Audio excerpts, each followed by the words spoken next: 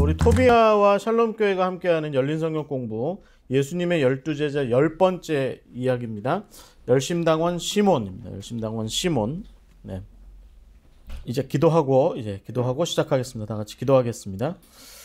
하나님 주님의 사랑을 감사드립니다. 주님께서 오늘 우리에게 또 이제 말씀을 공부할 수 있도록 이끌어 주심을 감사드립니다. 주님, 우리 샬롬교회가 무엇보다 말씀과 기도 가운데 부응할 수 있도록 인도하여 주시옵소서.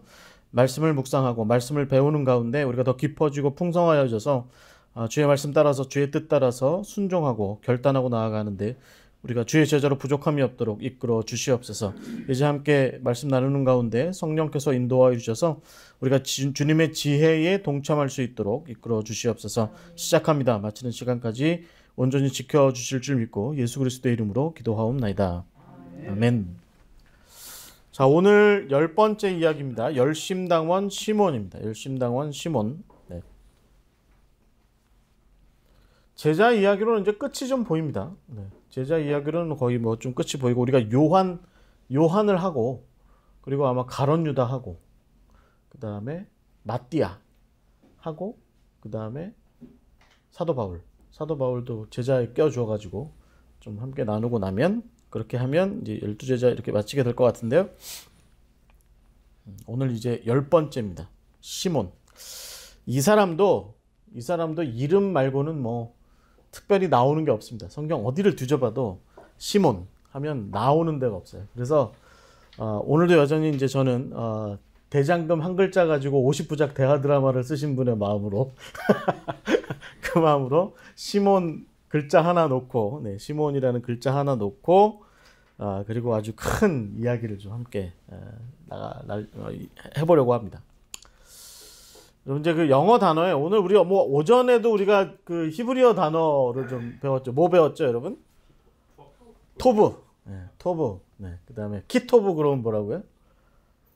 아주 좋다. 네, 힘이 좋다. 네, 그런 뜻입니다. 또 뭐였죠? 토비아 그러면 사람 이름이고. 토비아가 두 사람 등장한다고 오늘 배웠죠? 네. 저만 들었어요, 설교? 네. 네. 나쁜 토비아가 있고 좋은 토비아가 있더라. 네. 여호사밧 왕 때는 좋은 토비아가 열심히 하나님 말씀 전하러 다녔는데 느헤미야 에스라 시절에는 나쁜 토비아가 산발랏과 더불어서 아주 못된 짓을 많이 했던 그 사람이 토비아입니다. 이 느헤미야한테 나중에 아주 호되게 당하죠. 네.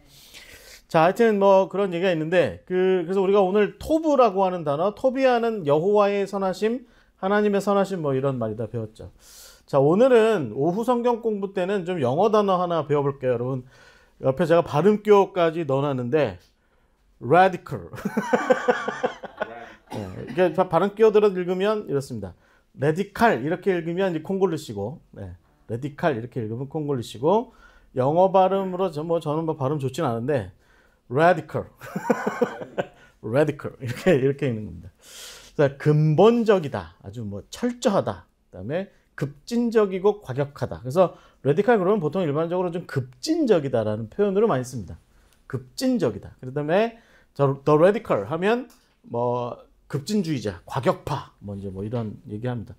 우리가 이제 우리나라 같은 경우는 좀 지금도 이제 이 대립이 뭐 늘 있기 마련인데 좌파냐 우파냐, 보수냐 진보냐, 뭐 이제 이런 대립이 있는데 거기에 이제 완전 극좌가 있고 또 극우가 있죠. 또 이제 아주 극보수가 있고 극진보가 있습니다. 그래서 우리가 이제 극이라는 단어를 붙이면 보통 요거를 radical이라고 얘기합니다. radical이라는 표현을 여기다 쓰는 거죠. 근데 이 단어가 생각보다 신앙적인 단어입니다. 이 단어가 이게 급진적이다라고 하는 표현인데 이 급진적이라는 표현, 과격하다라고 하는 이런 표현이 또 철저하다라고 하는 이런 표현이 생각보다 신앙적인 단어고 굉장히 성경적인 단어다라고 하는 거죠. 어떻게 저 단어가 지난 대한민국 100년의 역사를 굉장히 여러 사람 피 흘리게 만들고 아프게 만들고 힘들게 만들었던 그 레디칼이라고 하는 급진적이라고 하는 이 과격한이라고 하는 이 단어가 왜 성경적일까? 이제 오늘 우리가 이 시몬이라는 사람을 함께 공부하면서 그 이야기를 좀 함께 나눠보고자 합니다. 여러분 이제 이 단어를 잘 기억하셔야 돼요. 레디칼. 레디칼이라고 읽지 마시라고요. 네. radical. radical. 네. 저도 못 가봤는데요. 우리가 이제 독일의 민스터라는 데를 가면 거기 이제 성 램버트라고 하는 교회 있어요. 우리 혹시 뭐 민스터 혹시 가보시면 장로님 가보셨나요? 민스터 독일에 있습니다. 이쪽 서북쪽 쪽에 그래서 네덜란드 쪽에 가까운 쪽에 민스터가 있습니다. 거기에 이제 성 램버트라고 하는 교회에 가면 지금 여러분 혹시 보이세요? 저 마우스 좀 갖다 주시겠어요? 이건 마우스 되나? 민스터에 가시면 이 성 램버트 교회가 있는데 거기에 저렇게 철장으로 된 감옥이 있어요. 교회 보이세요? 이게 세 개. 감옥입니다. 감옥. 주일날 예배 늦으면 저기다 가둬놓는 거죠. 감사합니다. 주일날 예배가 늦으면 여기 이렇게 보이세요? 감옥이에요. 이게 그러니까 한 500년 가까이 된 감옥입니다. 500년 가까이. 이게 이제 이 민스터의 기독교인들 중에 일파였던, 그러니까 이제 종교개혁이 일어날 때쯤에, 루터가 종교개혁을 일으킬 때쯤에 제세례파, 아나베프티스트라고 하는 사람들이 있었는데, 이 사람들이 이 민스터에 모여가지고, 민스터라고 하는 곳이 예루살렘이다. 그리고 여기에 하나님의 나라가 올 거다, 임재할 거다, 여기가 하나님의 나라다, 여기에다 우리가 하나님의 나라를 건설하자, 뭐 이런 일을 벌였어요. 그런데 굉장히 좀 말하자면 좀 뭐라 그러나 좀 극단적이게 좀 폭력적인 방법으로 민스터 자체를 점령하고, 그리고 막 거기에서 이제 아나베프티스트들의 나라, 뭐 말하자면 거의 공산혁명을 일으키듯이 한 그런 일들을 벌였습니다. 그리고 나서 아나베프티스트의 뜻에 따르지 않는 사람들은 뭐 예를 들어서 뭐 처형을 한다든지 막 뭐 그런 일들도 많이 벌이고, 심지어는 아나베프티스트들은 요즘 중동의 IS가 왜 여자분들 좀 데려다가 이렇게 축첩하고 막 그런 데잖아요. 그런 일들도 한 거죠. 막 여러 부인들을 막 얻고 막 그런 일들도 벌이고 막 그랬습니다. 나중에 진압이 돼가지고 그 주모자들이 잡혀가지고 여기에 갇혀서 여기서 죽어요. 여기 시신 보이세요? 뼈 보이세요? 뼈가? 뼈 없습니다. 나중에 다 빼냈고, 뼈는 이제 뭐 죽은 다음에 시신은 다 빼냈고요. 요거만 남겨놨대요. 요거만 이렇게 남겨놔서 이제 가톨릭과 켈빈주의자들이 서로 연합해가지고 민스터를 다시 재정복한 다음에 이 아나베프티스트 주모자들을 다 이제 처형하고 그 대표 주모자들을 여기다 가둬서 죽여버린 거죠. 네. 하여튼 그런 아주 굉장히 이게 기독교 세상에서 뭐 켈빈주의자와 요즘으로 치면 침례파가 싸운 거죠, 서로. 장로교와 침례파가 서로 싸운 거예요. 그런 일들이 막 1535년쯤, 1536년쯤에 벌어지고 막 그랬던 겁니다. 근데 이제 이런 좀 극단적인 모습이 있어요. 굉장히 폭력적이고 막 그런 극단적인 모습이 있었는데, 이 와중에 이 민스터 반란이 일어날 때쯤에 호프만이라는 사람이 있었어요. 근데 이 호프만이라는 사람이 이 반란을 주도했거든요. 그래서 자기를 따르는 사람들을 끌어들여요. 그래서 민스터로 와라. 유럽 전체에 있는 아나베프티스트들, 그러니까 제세례파 사람들은 다 민스터로 모여라. 이렇게 했어요. 그래가지고 그 와중에 네덜란드 쪽에 있던 사람들, 일단의 이 제세례파 사람들이 이제 민스터로 몰려가요.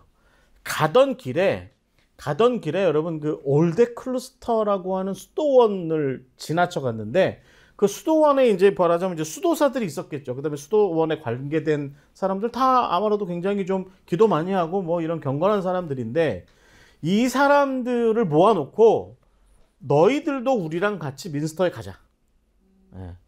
같이 가자 그랬더니 이 사람들이 이제 우리는 당신들의 그런 식의 극단적인 그런 일들은 함께 하지 않겠습니다. 이제 이렇게 얘기한 거예요. 그랬더니 이제 그 사람들을 다 집단으로 학살을 해요. 그 수도 안에 있는 사람들. 그 중에 죽은 사람이 누가 있냐면 피에터 시몬스라고 하는 사람이 있었습니다. 그 젊은 수도사가 이 민스터에 가는 것을 반대하다가 같이 이제 학살이 됩니다. 이 피에터 시몬스라는 이름을 좀 잘 기억하세요. 피에터 시몬스. 시험에 나옵니다.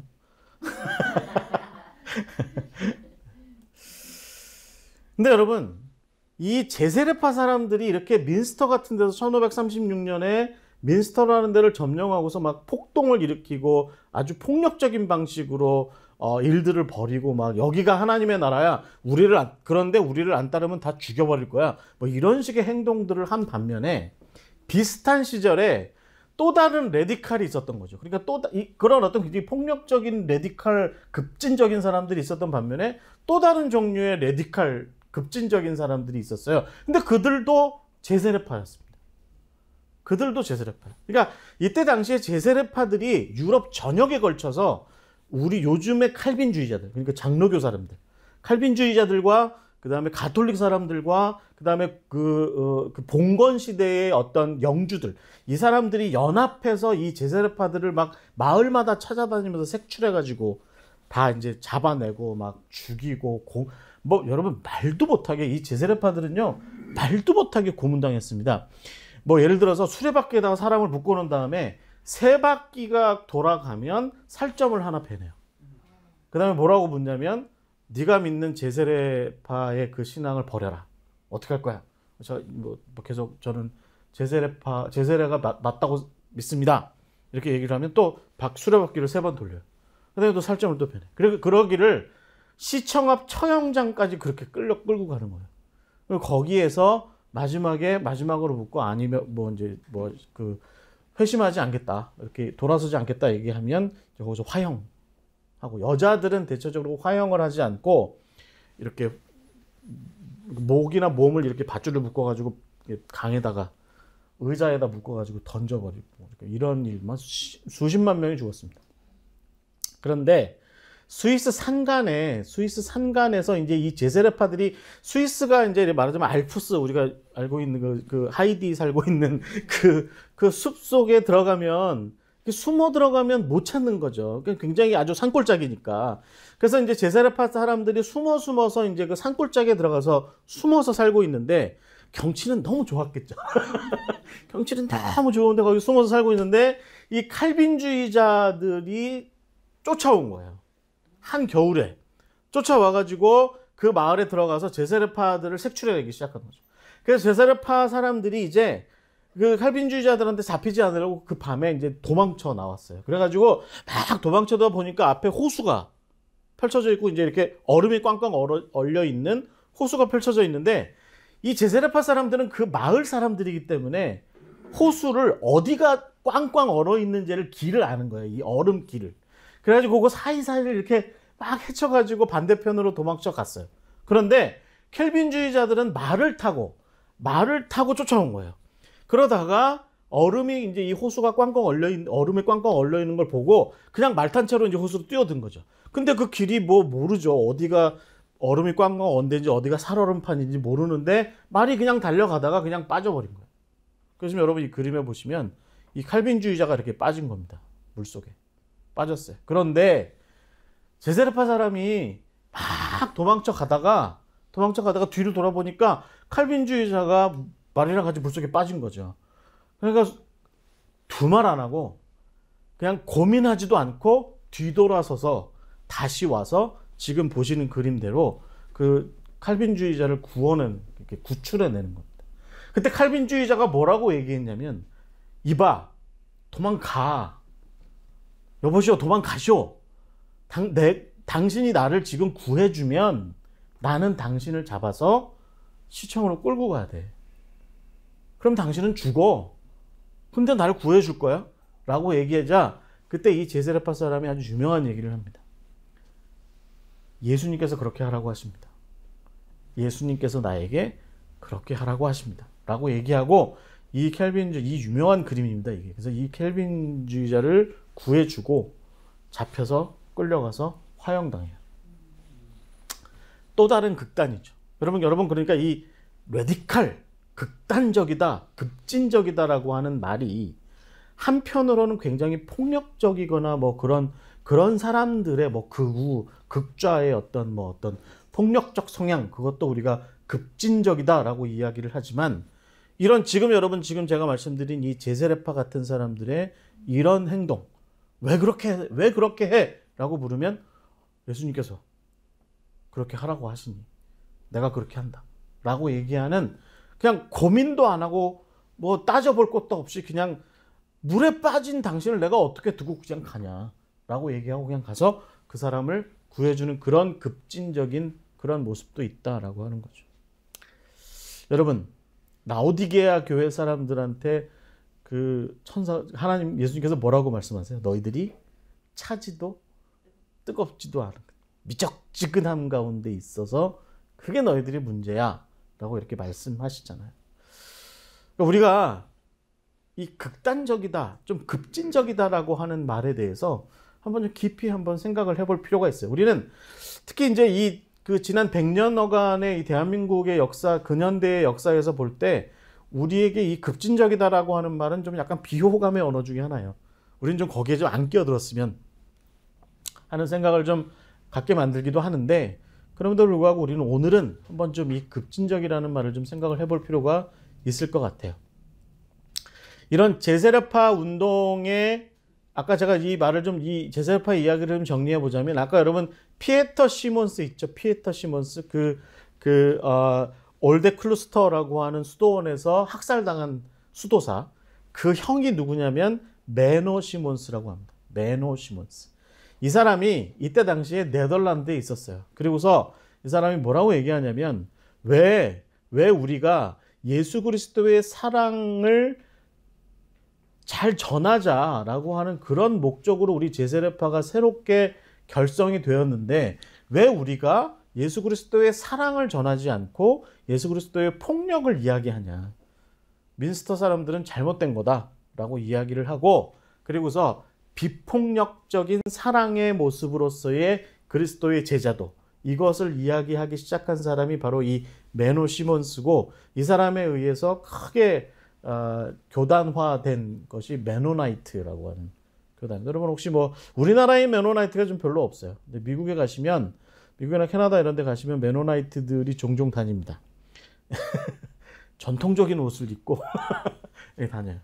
이 사람들이 있는데, 이 메노나이트라고 하는 그 교단을 만드는데, 이 사람이 주장하는 게 뭐냐면 아주 극단적인 비폭력 얘기합니다. 그래서 우리나라에도 이 메노나이트 사람들이 있어요. 그래서 이 사람들이 비폭력을 얘기하니까 군대 징집을 거부합니다.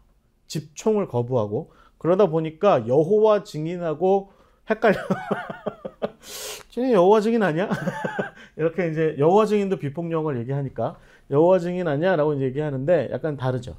여호와 증인은 완전히 좀 이단화된 거고, 메노나이트는 정통 교단에 들어와 있는 교단이에요. 그런데 이제 비폭력을 이야기합니다.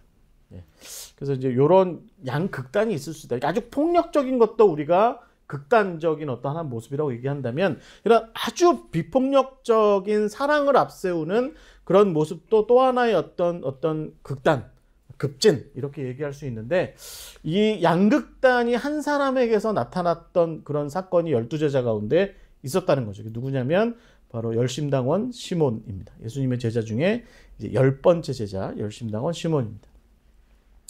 영어로 얘기하면 사이먼 더 질롯라고 얘기합니다. 그 젤롯이라고 보통 얘기하는데, 이건 이제 열심당, 더 젤롯 이렇게 얘기하면 열심당원, 열심당 뭐 이렇게 얘기합니다. 그래서 이게 성경 시대쯤에 있었던 유대인들의 어떤 종파 중에 하나입니다. 바리새파, 사두개파, 에세네파 뭐 이렇게 쭉 있었던 그런 종파 중에 하나가 바로 이 열심당이라고 하는 종파가 있었는데, 이 사람들이 좀 다분히 폭력적이었어요. 예수님 시대에 굉장히 좀 폭력적인 모습들을 좀 가지고 있어서, 이렇게 주로 이제 말하자면 테러를 통해서 좀 자기들의 뜻을 좀 이루어보자, 이런 태도를 가졌던 사람들이었는데, 그런 사람들이 있었는데, 이 시몬이 바로 그런 사람이었다라고 보통 얘기하는 거죠. 이 사람을 성경에서 이제 뭐라고 얘기를 하냐면, 특히 이제 복음서 같은 데서 뭐라고 얘기하냐면, 여러분 제가 지금 마태복음 10장을 펼쳐놓고 있는데 거기 4절에 보시면 가나나인 시몬이라고 되어 있습니다. 가나나인 시몬. 그래서 가나나인이라는 게 뭐냐면 가나나 사람이라는 뜻이에요. 그러니까 카나나이트라고 이렇게 얘기할 수 있는데 이게 보통 사람들은 그래서 뭐 아주 기독교 초기 역사에서부터 이미 카나나이트라고 하는 것은 가나나 사람이라고 하는 건 뭐냐면 가나 출신이다. 가나 출신이다라는 거죠. 여러분 가나 출신도 누가 있었죠? 12제자 성경 공부 하셨으니까 가나 출신 유명한 누가 있었죠? 바돌로메, 나다나엘. 나다나엘이 가나 출신이었죠.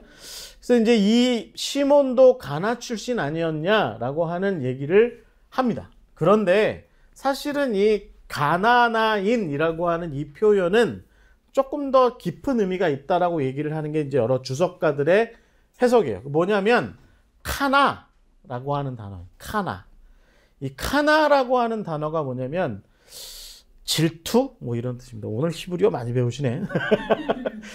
질투, 뭐 말하자면 뭐 열심, 열정, 뭐 이런 겁니다. 왜 열정이 대단한 사람들이 욕심도 많고 또 질투도 많죠. 네. 그래서 뭐 사랑이 아주 짙으면 질투가 심하죠. 그래서 다 그런 모습을 뭐라고 얘기하냐면 카나, 열심이 있다.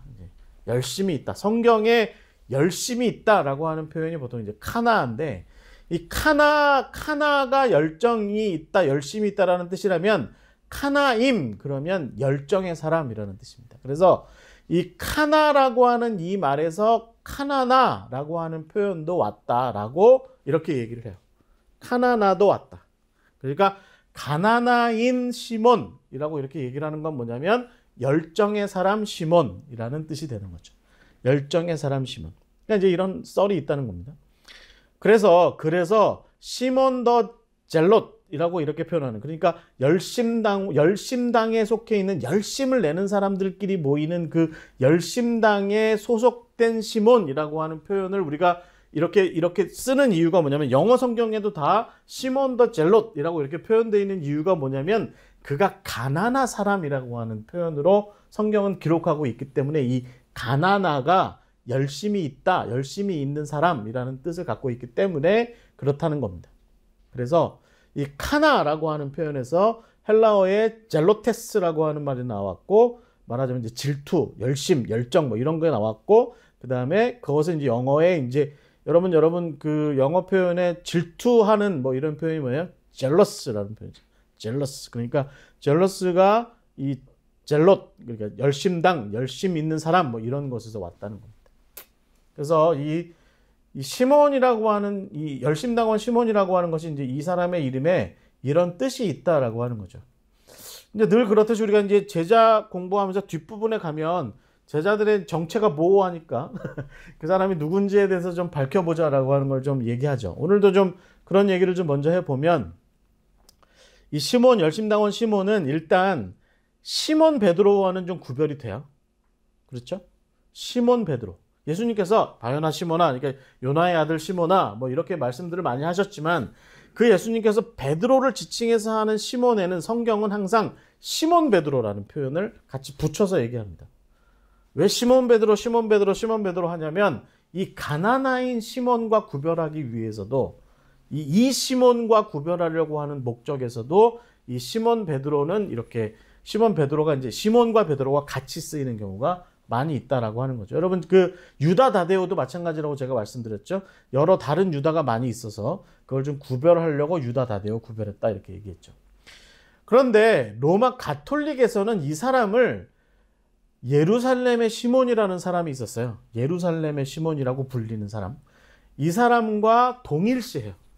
가톨릭은 좀 이런 경향이 좀 많아요. 네. 가톨릭 왜 그럴까? 네. 뭐 제가 말씀드렸죠. 야고보도 딱 세 사람 야고보가 따로따로 있는데 그걸 다 뭉뚱그려가지고 다 그냥 한 사람 야고보라고 다 몰아붙인다든지 뭐 이런 일들이 있었는데 이 시몬도 그 기독교 초기 역사에 예루살렘의 시몬이라는 사람이 있었는데 그 사람과 같은 사람이다 이제 이렇게 이야기를 한다는 거예요. 그런데 여러분 이 예루살렘의 시몬은 어떤 사람이냐면 예수님의 동생 야고보 있다고 말씀드렸어요. 그죠? 예수님의 동생이 또 누구 있다고요? 야고보 말고? 유다가 있었다고 했죠. 유다. 정의로운 야고보가 있었다고 그랬죠. 이게 예수님의 동생 야고보예요. 정의로운 야고보가 이 초대교회를 열심히 잘 이렇게 이끌고 있을 때 그 사람이 대충 한 62년까지 이 예루살렘 교회를 이끌어요. 그러니까 40년쯤에 43년, 42년, 43년쯤에 큰 야고보가 순교하고 베드로가 도망가진 않았죠. 진짜 어디 가고 떠나가고 예루살렘을 떠나고 그다음 우리가 알고 있는 사도 바울이 예수 믿는 사람들을 다 잡아 죽이겠다고 쫓아다닐 때쯤에서 헬라파 유대인들과 헬라파 그리스도인들과 제자들이 일단 다 이제 예루살렘을 빠져나올 수밖에 없는, 그래서 교회가 흩어질 수밖에 없는 상황이 됐을 때, 그때 지금 제가 말씀드린 정의로운 야고보가, 예수님의 동생 야고보가 말하자면 교회의 지도권을 갖죠. 예루살렘 교회를 이끌기 시작해요. 근데 이 사람이 언제까지 이끌냐면 62년, 63년까지 이끌어요. 그때까지 이끌었다가 이 사람이 열심당원들이 활동하기 시작하는 그 즈음에 예루살렘 성전에서 죽습니다. 이게 성전에 높은 탑이 있는데 나팔부는 높은 탑이 있어요. 근데 거기에서 밀쳐 떨어져서 이렇게 죽었다고 합니다. 그래서 하여튼 그렇게 해서 순교해요. 이 예수님의 동생 정의로운 야고보가. 그런데 그때 그 다음에 그 정의로운 야고보의 대를 이어서 예루살렘 교회의 수장 역할을 한 사람이 이 예루살렘의 시몬이라는 사람이에요. 그러니까 말하자면 2대 담임 목사쯤 되는 거죠. 그래서 이 사람이 주후 70년에 예루살렘이 로마에 의해서 완전히 멸망하거든요. 그때 교인들을 다 데리고 요단강을 건너서 펠라라고 하는 곳이 있는데 거기로 가서 초대교회를 그 펠라에 가서 계속 이어가요. 펠라에 가서. 이 사람은 그러니까 AD 그러니까 주후 한 63년경부터 교회를 치리하기 시작해서 언제까지 하냐면 주후 120년 정도까지 살았대요. 오래 살았죠? 그래서 제가 보기엔 굉장히 젊어서 이제 담임 목사가 된 거예요. 그래가지고 한 60년쯤을 그 예루살렘 교회가 이제 뭐 말하자면 아주 아주 큰 폭풍과 같은 시절을 보낼 때 그 예루살렘에서 이 교인들을 지킨 거죠. 그리고 AD 120년쯤에 순교합니다. 이 사람은. 요즘 이제 이야기를 잘 들으셔야 돼요. 그게 예루살렘의 시몬이에요. 그러니까 그 사람을 열심당원 시몬은 예수님과 같이 다닌 사람이잖아요. 그러니까 이게 좀 날짜를 맞추기가 좀 그렇죠. 멀어요. 한 100년, 뭐 아주 크게 따지면 100년 이상 차이 나는 그런 거기 때문에. 그 다음에 이제 또 어떤 사람이 또 시몬이 누가 있냐면 유세비우스라고 하는 사람이 있는데 이 사람이 기독교 초기 역사를 썼는데 여기에 뭐가 나오냐면 글로바. 여러분 글로바 기억하세요? 글로바 누굽니까? 엠마오로 가던 두 제자 중에 한 사람, 그 다음에 알페오라고도 알려진 사람, 그러니까 아들이 누굴까요? 작은 야고보가 아들이에요. 그 다음에 마누라 부인께서는 뭘 하셨냐면 예수님께서 체포돼서 돌아가 십자가에 달려 죽으실 때 십자가 밑에서 우리 라헬의 눈물 아시죠? 아까 그림 보셨죠? 이렇게 눈물 짓는 여인, 우리 오 목사님이 디자인해서 나온 그림 보셨어요? 그게 마리아입니다. 이 사람 부인, 글로바의 부인, 십자가 밑에서 이렇게 눈물 짓고 있었던 그 여인입니다. 그 여인이죠. 그러니까 이 알페오와 마리아 사이의 아들이 누구냐면 작은 야고보인데 그에게 동생이 있었다는 거예요. 시몬이라는. 그 동생이 큰 야고보가 AD 한 43년, 44년경에 순교하는데, 헤롯 아그리파 1세한테 순교하는데 그 이후에 제자들에 의해서 임의로 제자 그룹에 들어갔다는 거예요. 제자 그룹에 추가됐다는 거죠. 야고보를 대신해서. 그래서 그러면 12제자 그룹에 시몬이 2명, 베드로까지 치면 3명이 있게 되는 법입니다. 이랬다는 얘기입니다. 이랬다는 얘기예요. 그래서 가톨릭은 또 얘기를 짬뽕시켜요. 어떻게 짬뽕시키냐면 이 시몬, 이 글로바의 아들, 알페오의 아들 시몬이 나중에 또 예루살렘의 시몬이 된다는 거예요. 그러면 이게 굉장히 길어지죠. 그렇죠? 예수님과 함께 갈릴리를 다니던 시몬이 44년에 또 뭐 교회의 수장이 되고, 그리고 62년 후엔 예루살렘 교회의 수장이 되고 120년에 순교하고, 그러면 이게 너무 한 사람의 인생치고 너무 길잖아요. 그렇죠? 저희 아까도 제가 식사하다 말씀드렸지만 저희 외할아버지 106세까지 사신 외할아버지 100세 되시던 해에 저한테 말씀하시기를 100살 살아보니 지겹다 이렇게 말씀하셨는데 지겹다 말씀하셨는데 이 사람은 뭐 엄청나게 오래 살았다는 거예요. 뭐 120년 이상 살아야 이제 이거를 맞추게 되는 거죠.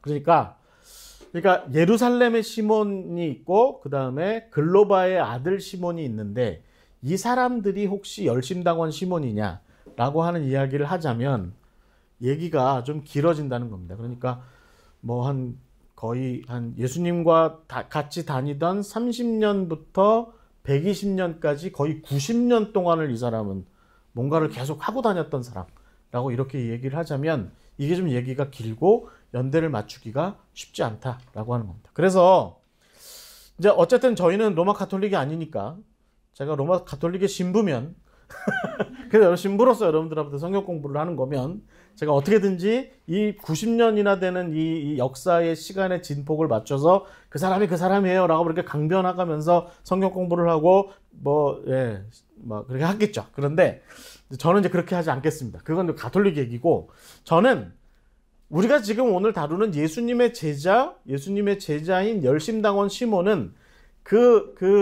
말하자면 글로바의 아들 시몬이나 아니면 이후에 나타나는 예루살렘의 시몬과는 좀 다른 사람으로 봐야 된다. 이건 다른 사람이다. 라고 이제 그렇게 보면 얘기가 좀 맞을 수 있는데 문제는 뭐냐면 이 열심당원 시몬이라는 것은 오직 우리가 성경 안에서 가나나인 아니면 열심당원이라고 하는 이 말 말고는 뭔가 열심이 있다. 뭐 이런 말 말고는 찾아낼 게 없다는 겁니다. 성경 안에는 찾아낼 게 없다는 거예요. 그래서 열심이 있다. 그래서 열심당원이다. 라고 말하는 이 한 가지 단어로 이 시몬의 삶과 제자도를 좀 추적을 좀 이제 해보자는 이야기입니다. 그래서 여러분, 제가 아까 이제 서두에 말씀드린 게 있어요. 레디칼, 급진적이다라고 하는 것이 우리가 이렇게도 얘기할 수 있다는 건 제세례파를 통해서 보자면 굉장히 폭력적인 급진성이 있을 수도 있지만 사랑의 급진도 있을 수 있다. 아주 극단적인 사랑도 아주 급진적인 사랑도 있을 수 있다. 그런 모습이 있다. 그렇게 본다면 우리 오늘 열심당원 시몬의 열심이라고 하는 게 도대체 뭐냐? 그 사람이 낸 열심이 도대체 뭐냐? 그 열심의 정체가 뭐냐라고 하는 것을 한번 밝혀보면 우리가 이 시몬의 제자도를 좀 한번 정리해 볼 수 있겠다라는 것이죠. 자, 이제 그래서 우리가 이제 본격적으로 좀 얘기를 해보자면 열심이라고 하는 말, 젤롯이라고 하는 표현으로 되어 있는 이 열심이라고 하는 말이 어디서 왔냐는 겁니다. 이게 어디서 나오냐면 민수기 25장 11절에 나와요. 민수기에 나와요. 민수기. 이게 무슨 얘기냐면 아론의 손자가 있는데 비느하스라는 사람이 있어요. 이 사람이 이제 말하자면 제사장이었겠죠. 이 아론의 손자니까 제사장이었는데 이 사람이 이랬다는 거죠. 하나님께서 이렇게 말씀하세요. 여러분 민수기 25장 11절 제가 좀 찾아놨는데 함께 다 같이 좀 읽어볼까요? 시작. 제사장 아론의 손자 엘르아살의 아들 비느하스가 내 질투심으로 질투하여 이스라엘 자손 중에서 내 노를 돌이켜서 내 질투심으로 그들을 소멸하지 않게 하였도다. 아멘. 이게 이제 여러분 무슨 얘기냐면 여러분 발람과 발락 이야기 아시죠? 그래서 왜 그 발람이 발락의 꾀임에 빠졌다기보다 하여튼 발락의 요청에 의해서 이스라엘 백성들에게 말하자면 저주를 좀 해라. 그랬더니 발람이 가서 저주는 안 하고 오히려 당신들에게 기대어서 나도 좀 덕 좀 보자. 뭐 이제 이런 얘기로 축복의 말을 하고 이제 가버리죠. 그리고 나서 모압 족속은 계속해서 출애굽해서 가나안 땅으로 들어가는 이스라엘 백성들을 유혹하고 현혹하고 합니다. 그래서 어떤 일까지 하냐면 모압의 여자들이 이 이스라엘의 회중 사이로 들어가서 남자들하고 말하자면 관계를 가져가지고 막 그런 아주 음란한 행동들을 많이 한 거예요. 음란한 일들을 많이 한 거예요. 그래서 그런 일들을 많이 벌어지는 걸 보니까 막 모세도 화가 나고 아론도 화가 나고 막 이제 여러 사람들이 화가 나는데 그 중에 비느하스가, 여러분 이 화면에 보시면 이 사람이 비느하스입니다. 이 비느하스가 지금 들고 있는 게 창이에요. 이 창으로 그 어느 남녀가, 그러니까 모압 여자랑 이스라엘 남자랑 둘이 이제 말하자면 천막 안으로 이렇게 들어가는 걸 보고 비느하스가 화가 나가지고 창을 빼들고 가서 그 두 남녀를 창으로 꿰뚫어 죽여버립니다. 그래서 그 모습을 보고 하나님께서 하신 말씀이에요. 내 질투심으로 질투해서 이스라엘 자손의 가운데에서 내 노를 돌이켜서 내 질투심으로 그들을 소멸하지 않게 했다. 재미있는 표현이죠. 이게 하나님께서 너희들이 나서지 않으면 내가 이스라엘을 다 죽여버릴 거야. 이러니까 비느하스가 가만히 있으면 우리가 다 죽게 생겼거든요. 그러니까 저놈들만 죽이면 되겠다. 저놈들만 내가 어떻게든지 하면 하나님께서 노를 좀 거두지 않으실까 싶어가지고 비느하스가 하나님보다 말하자면 더 열불을 낸 거예요. 말하자면 더 성질을 내면서 야 이놈들아 하면서 창을 들고 들어가서 두 남녀를 창으로 꿰서 죽여버린 거죠. 잔인하게 한 거죠. 그러니까 하나님께서 막 화를 내시면서 내가 이놈들 내가 다 진멸해 버릴 거야 라고 이제 막 옷을 챙겨 입고 쫓아 내려가서 지금 이제 광야에 가서 이스라엘을 어떻게 해보려고 막 내려가려고 하고 있는데 벌써 비느하스가 일을 끝내버린 거예요. 그래서 하나님께서 말씀하신 거죠. 저 비느하스가 내 열심을 가져다가 자기 열심을 내서 내가 더 화를 내지 않게 해서 그렇게 해서 내 백성들에 대한 소멸의 의지를 꺾었다. 이렇게 얘기하는 겁니다. 이게 이제 저도 저희 선교회에서 가끔 제가 이제 김진혁 전사 우리 막내잖아요. 뭘 잘못해. 그러면 바로 이렇게 말하자면 선배 관계가 우리는 오인표 목사님이거든요. 오인표 목사 막 화를 내요. 그럼 제가 일부러 옆에 가서 김진혁 전사한테 더 화를 내. 막 김진혁 전사한테 막 너 뭐 그렇게 하냐고 막 화를 내요. 그럼 그때 오인표 목사님 옆에 서가지고 뻘쭘하게 가만히 서 있는 거지.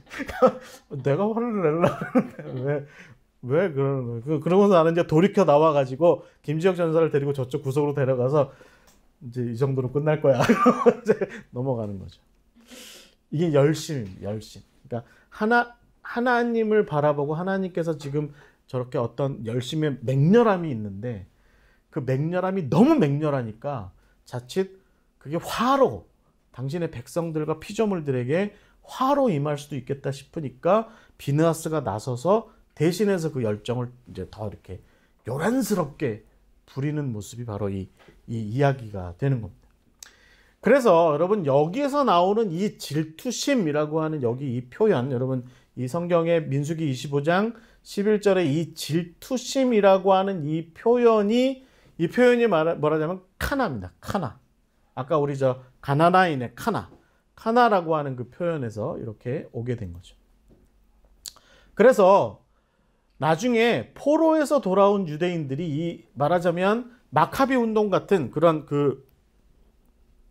포로에서 돌아온 다음에 어떤 아까 여러분 우리가 여기 목사님 아침에 우리 김덕진 목사님 설교에서 나왔던 그런 도비아 같은 사람들이 말이죠. 막 정말 그 문제 행동을 일으키고 할 때 우리가 저런 사람들 앞에서 더욱더 열심을 내서 하나님의 말씀 따라서 이 나라를 더 멋지게 하나님의 나라로 세워가야 돼 라고 하는 그런 열심을 부리는 일들이 많이 일어났고 그런 일들의 끝자락에 마카비 운동 같은 그런 어떤 일들도 일어났는데 그 마카비 운동 같은 일들이 일어나면서 이 비느하스의 열심이라고 하는 단어가 특히 열심, 젤롯이라고 하는 이 단어가 더 열심히 귀하게 여겨지기 시작했다는 거예요.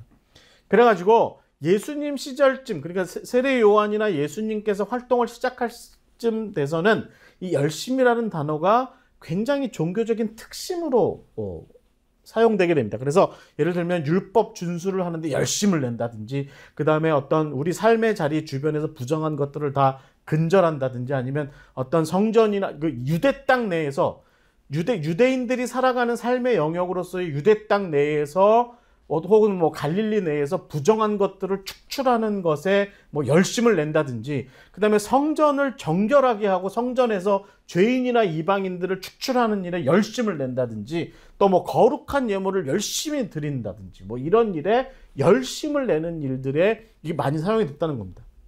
대체로 그러니까 여러분 어떤 일들이 일어났을 것 같아요? 예를 들면 예수님의 이야기에 많이 등장하는 세리, 또 죄인들, 또 창녀들, 뭐 이런 사람들에 대해서 이 열심을 내는 사람들이 어떻게 했을 것 같아요? 저 더러운 것들, 저 죄인들, 저 우리 땅에서 축출해야 돼. 어떻게 저런 것들이 성전 안에 들어와? 어떻게 저런 것들이 뭐 어디 우리와 함께 있어? 저런 것들은 어떻게든지 이 땅에서 쫓아내야 돼. 뭐 이런 식의 뭔가 열심을 많이 내는 사람들이 많이 나타났다는 겁니다.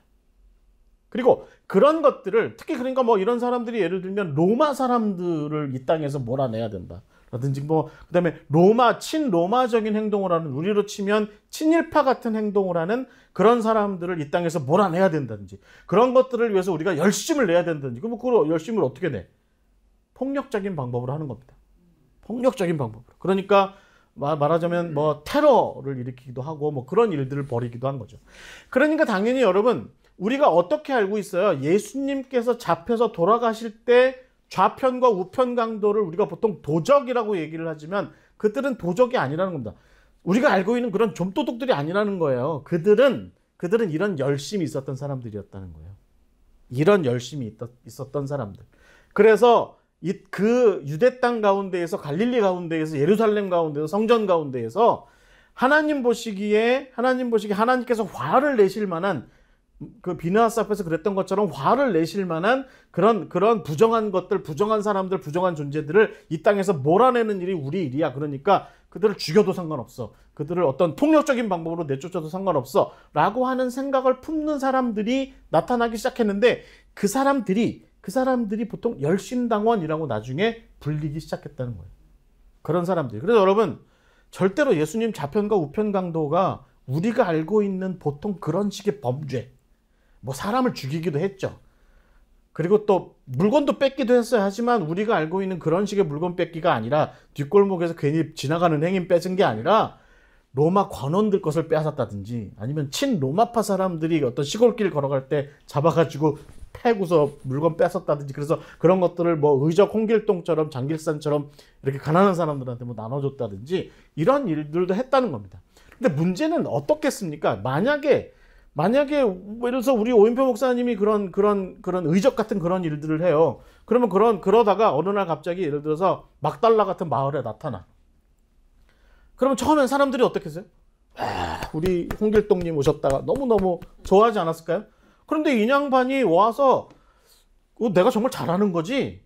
여러분 보시기엔 내가 정말 잘하는, 내가 어저께도 내가 로마 관원 하나 내가 보냈는데 나 잘하는 거지? 라고 얘기를 하면서, 그러면 나 밥 좀 줘.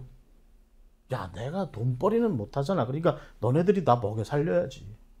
그러면 밥도 주고 잠자리도 주고 필요한 것도 제공하고, 나 이제부터 며칠 동안 유격대 활동을 좀 할 건데, 빨치산 활동을 좀 가서 할 건데 먹을 것 좀 내놔. 그러면 먹을 거 안 주면, 내가 누구를 위해서 이런 일을 하는데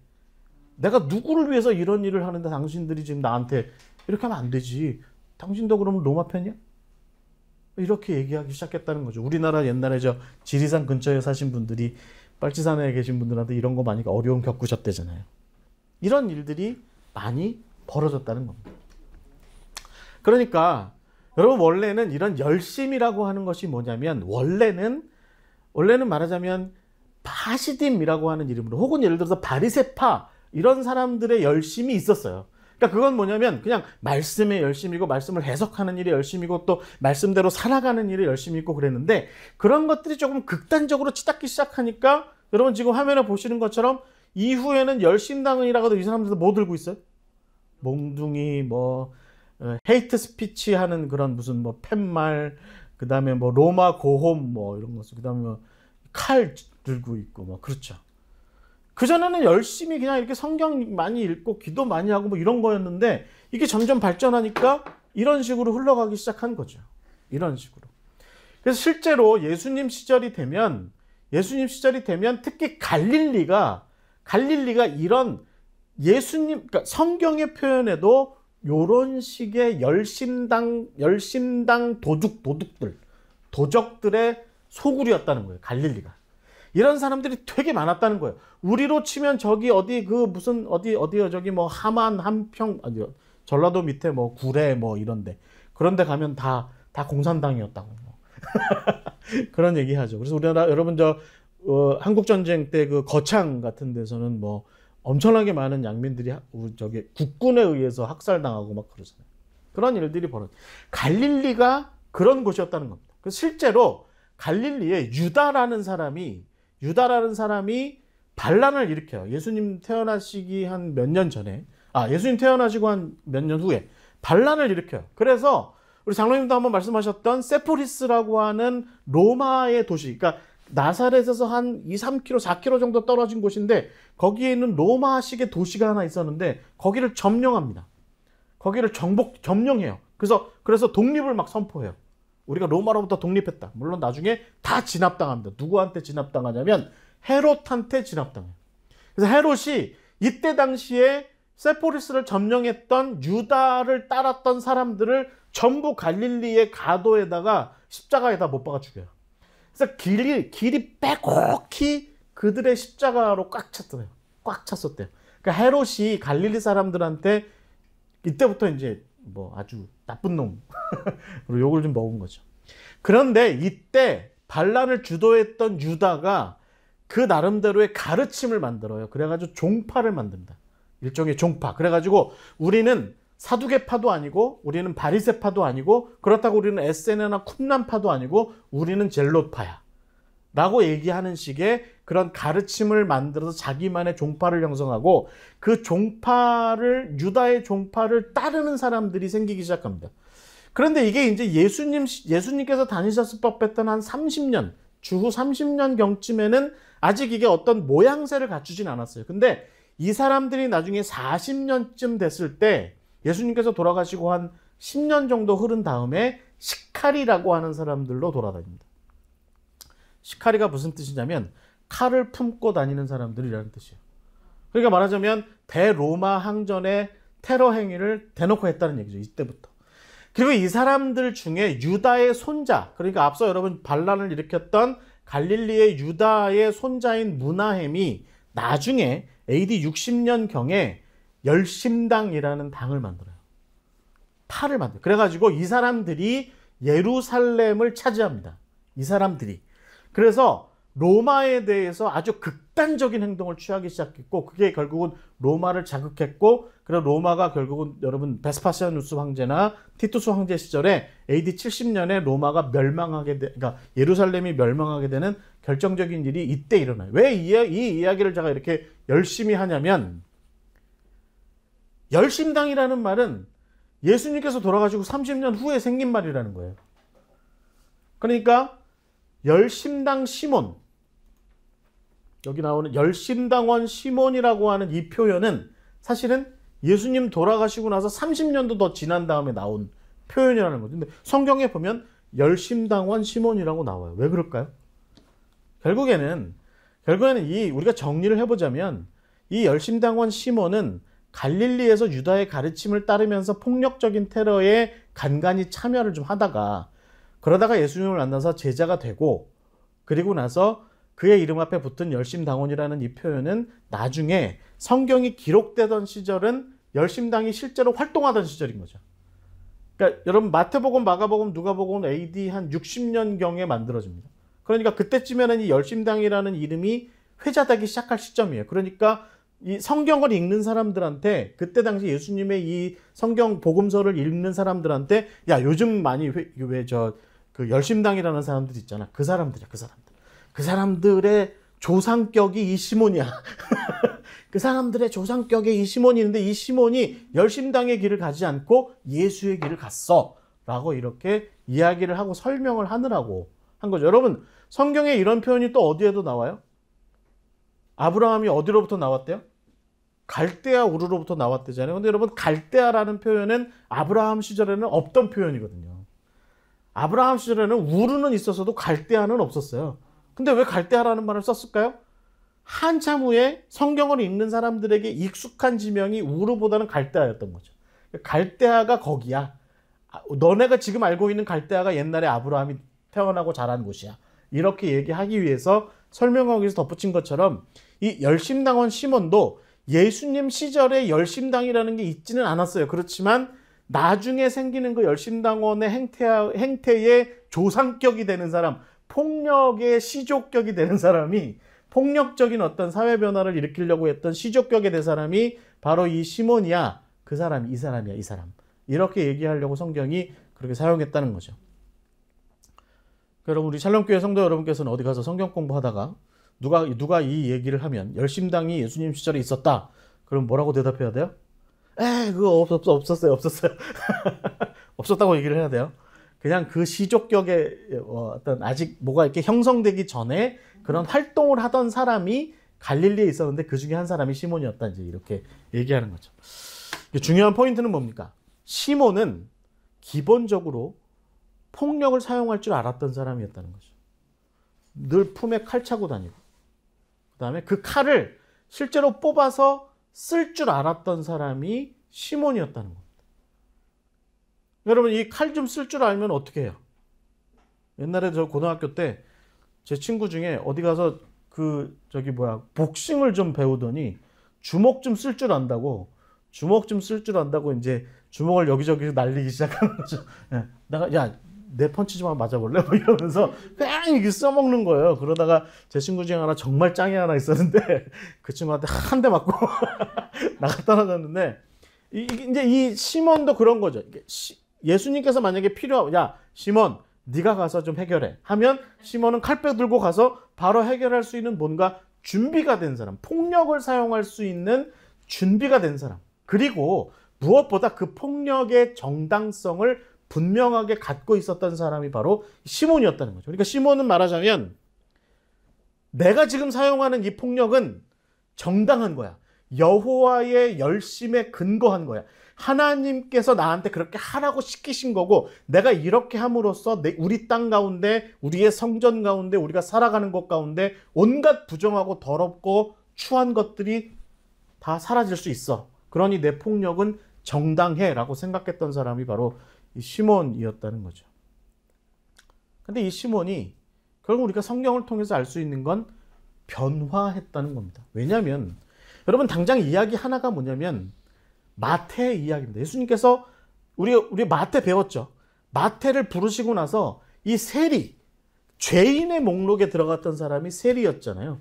그러니까 이 세리였던 마태가 예수님을 만나고 변화하고 나서 그 마태가 삭개오도 마찬가지지만 예수님과 제자들을 자기 집으로 초대하잖아요. 그러면 여러분, 우리가 상상할 수 있습니다. 시몬이 열심당원, 그러니까 비느하스 같은 열심이 있었던 사람인데 세리 마태랑 죄인이랑 같이 한 밥상에서 같이 밥 먹었을까요? 이게 가능했을까요? 이게 가능하지 않았다는 거죠. 왜냐하면 시몬의 입장에서는 저 죄인 내가 죽여버려야 돼. 저 죄인 내가 제거해버려야 되는데, 저 마태는 내가 맨날 가버나움 다닐 때마다 저 죄인놈 저 친로마파 나쁜 놈 맨날 이렇게 생각했는데, 예수님께서 어느 날 시몬한테 야, 죄인이니까 우리가 가서 밥 먹자. 죄인과 같이 밥 먹자 라고 했을 때 시몬은 마태 레위를 향해서 칼을 뽑은 게 아니라 그 사람과 함께, 그리고 마태의 집에 있던 다른 창녀, 다른 세리들과 같이 밥을 먹었다는 겁니다. 여러분, 저는 그래서 저 갈릴리의 길, 제가 작년에 냈던 갈릴리의 길에서도 가버나움 마태의 집이 천국의 잔치였다라고 말씀을 드렸던 게 뭐냐면, 이 시몬과 마태가 같이 밥을 먹었다는 거죠. 시몬과 마태가 같이 밥을 먹는 일이 이때 있었다는 거죠. 그래서 우리는 그렇게 상상할 수 있죠. 시몬이 이미 이때 예수님의 뜻에 깊이 동감하고 따랐다 라는 이야기입니다. 두 번째 시몬의 변화한 모습을 우리가 어디서 볼 수 있냐면, 예수님께서 마지막 겟세마네에서 기도하실 때, 여러분 그 얘기 아세요? 겟세마네에서 기도하고 예수님께서 체포되셨을 때 제자 중에 하나가 칼을 빼가지고 옆에 있던 그 대제사장의 시종의 귀를 자릅니다. 말고라는 사람의 귀를 잘라요. 네?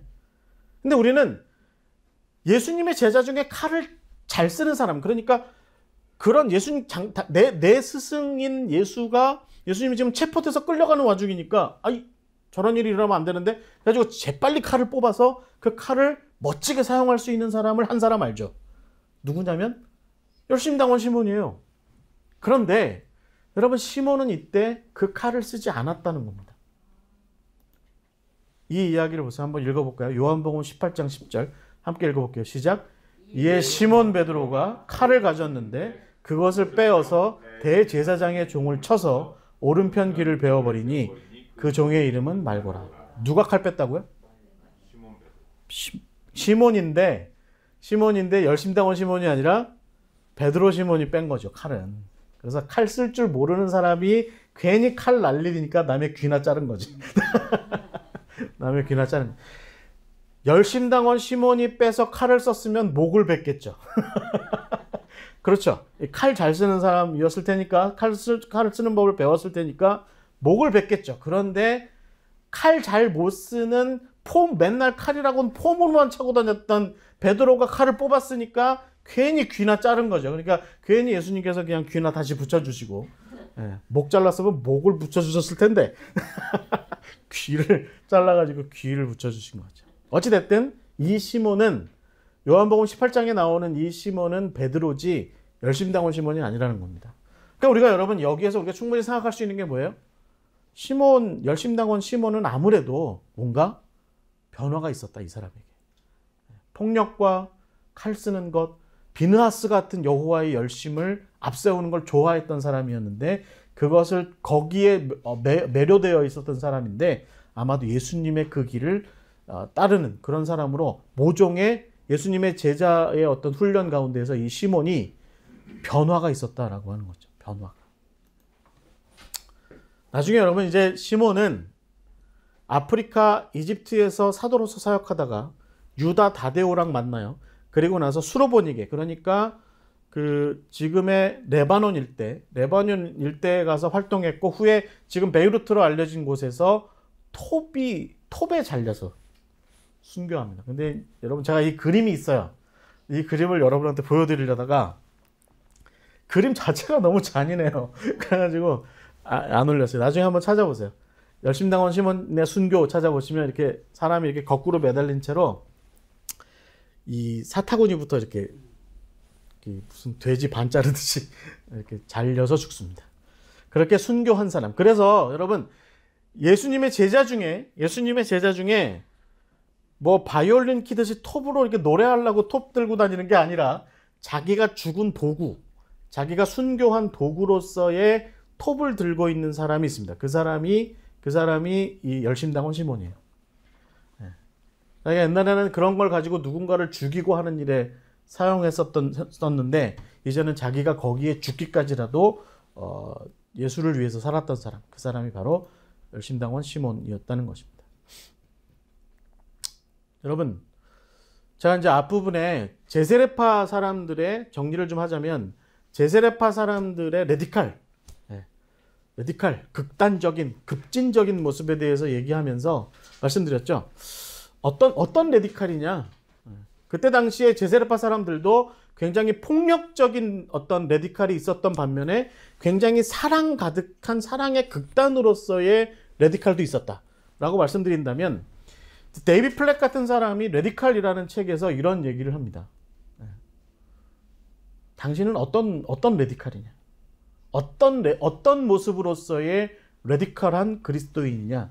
라는 그런 질문을 하는데, 우리가 오늘 시몬에게 비추어 보자면 이런 생각을 좀 해봐야 될 것 같아요. 자기 주장과 자기 정당성의 폭력으로 극단적이냐, 아니면 예수님의 방법, 그 사랑으로, 십자가의 사랑으로 극단적이냐 라고 하는 것을 우리가 한번 좀 오늘 시몬의 모습에서 생각을 좀 해봐야 될 것 같습니다. 그러니까 결국 시몬은 이렇게 얘기할 수 있을 것 같아요. 자기 열정의 방법과 내용을 하나님의 열정의 방법과 내용으로, 그러니까 십자가의 방법으로 과감하게 바꾼 사람. 그러니까 열정은 있는데 그 열정을 어디에다가 부릴 거냐, 열정을 어디에다가 쏟을 거냐, 그 어떤 최선을 다하고자 하는 그 모습을 우리는 어디에다가 내놓고 있느냐라고 하는 것을 생각해 볼 때 시몬은 결국은 열심당원으로서의 시몬이 아니라 어떤 열정의 모습이 아니라 예수의 사람으로서의 열정, 그 헌신을 다했던 사람이 바로 시몬. 그리고 그런 변화가 아마 예수님의 제자도 가운데에서 있었다라고 하는 거죠. 이런 사람도 변합니다, 여러분. 네? 이런 사람도 변한다고요. 그러니까 제발 여러분, 저나 여러분이나 내가 이 나이 먹어서 뭘 바꿔 하지 마시고 변화합시다. 우리 기질을 바꾸라고 하는 것이 아닙니다. 하나님께서는 우리의 기질을 바꾸지 않으세요. 중요한 것은 우리의 가지고 있는 기질을 어떤 방향에다가 사용할 거냐. 그것을 우리의 방향을 이끌어주시는, 바르게 이끌어주시는 분이 바로 하나님이시다라고 하는 것을 기억하시고, 우리도 시몬처럼 예수님의 제자도 가운데에서 좀 길을 좀 바꾸는 우리가 좀 되었으면 좋겠습니다. 자, 열심당원 시몬이었습니다. 열심당원 시몬. 네. 질문 있으십니까?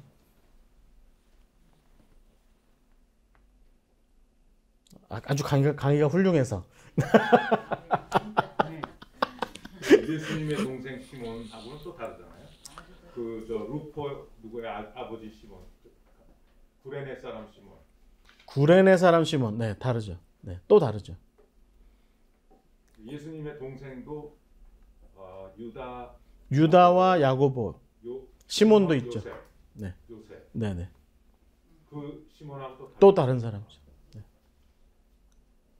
그래서 여러분 하여튼 이게 이름이 우리로 치면 제가 보기에는 이게 별스럽게 생각하실 게 아니라 영철이, 철수 그런 거예요. 이름이 여기 제가 가끔 말씀드리잖아요. 예수님 시대에 가서 만약에 갈릴리 어디에 가가지고 동네 어귀에 서서 예수야 놀자 그러면 한 100명은 나왔을 거라고. 근데 마리아 나와 그러면 나랑 연애하자 그러면 100명쯤 나왔을 거예요. 그런 거. 야고보 되게 흔한 이름입니다. 야곱 다 흔한 이름이고, 유다도 마찬가지고, 시몬도 마찬가지예요. 근데 하여튼 나름대로 이런 의미가 있다라고 하는 거 기억하시면 좋겠습니다. 우리 오인표 목사님이 이 그림 찾았는데, 그림 그 작가는 찾으셨죠? 네, 1900년대 그래서 좀 근래에 그려서. 네, 근데 어디에도 누가 누군지에 대해서는 자세히 설명은 안 나와 있었다고.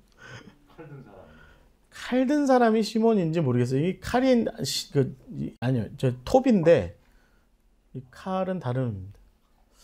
바울일 수도 있어요, 이거. 이게 바울일 수도 있어요. 바울이 대체적으로 칼 들고 있어요. 요냥반은 야고보가 맞은 거, 요냥반인가? 네, 야고보 맞은 것 같고, 이게 베드로. 이 사람은 분명히 젊은 거 보니까 요한. 가룟 유다일까요? 잘 모르겠어요. 그러니까 저도 오 목사님이 이거 찾고 나서 이 그림 놓고 굉장히 여러 곳에서 이 그림 누가 누군지를 좀 설명한 게 있는지 찾아봤는데 그건 안 나와 있더라고요. 가룟 유다는 아니겠네. 이 뒤에 후광이 있는 거 봐서, 오라가 있는 거 봐서 가룟 유다는 아닌 것 같습니다. 자, 이 정도 하겠고요. 다음 주에는 우리가 안 다룬 한 사람, 요한 이야기하고, 그 다음 주에는 정말 제가 보장하는데 재밌지만 불쌍한 가룟 유다 가룟 유다 하겠습니다. 자, 특별한 질문 없으시면 우리 집사님 손님도 오셨고 하니까 마치겠습니다. 기도하고 마치겠습니다. 은혜가 많으신 하나님 감사드립니다. 오늘도 우리 샬롬교회가 또 이 오후까지 남아서 함께 말씀 나눴습니다. 주님, 이 말씀 가운데 우리가 귀한 깨달음을 있게 하여 주시옵소서. 우리도 이 열심당원 시몬처럼 삶의 궤적을 좀 바꿔볼 수 있는, 내가 이제껏 살아왔던 삶의 열정을 조금 더 하나님께 합당한 그 열정의 모습으로 바꿔갈 수도 있는 그 변화에 순종하는, 변화에 순응하는 우리가 될 수 있도록 이끌어 주시옵소서. 주님의 제자도가 나를 더욱더 공고하게 하는 것이 아니라 나를 변화의 길로 이끌고 있음을 늘 우리가 기억하게 하시고, 변화로 이끄시는 하나님의 그 이끄심, 예수님의 이끄심에 따라서 우리도 순종하고 결단하는 이 시간 되게 하여 주시옵소서. 함께 하심을 감사드리며 예수 그리스도의 이름으로 기도하옵나이다. 감사합니다. 마치겠습니다.